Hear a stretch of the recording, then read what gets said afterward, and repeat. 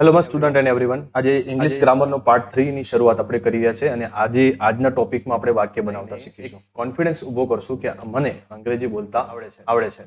Okay તો આપણે start કરીએ, આગળ વધીએ ટોપિકમાં.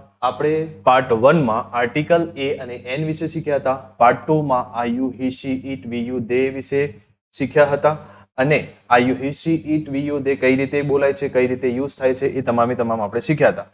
પણ એની સાથે હવે જે વાક્ય બનાવવામાં સૌથી વધારે ઇમ્પોર્ટન્ટ જેની જરૂર હોય છે વર્બ્સ.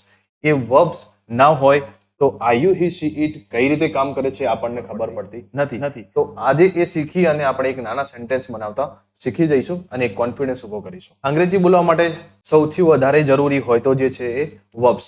જો વર્બ્સ આપણને ખબર ના હોય તો આપણે સેન્ટેન્સ બનાવી શકતા નથી અને વાક્ય અધૂરું રહે છે. આજે જે વર્બ્સ મૂકીને આપણે જે સેન્ટેન્સ શીખીશું, આપણે ઘણીક વાર મોબાઈલમાં વિડીયો જોતી વખતે નાના સેન્ટેન્સ બોલતા લોકોને જોયા હોય છે.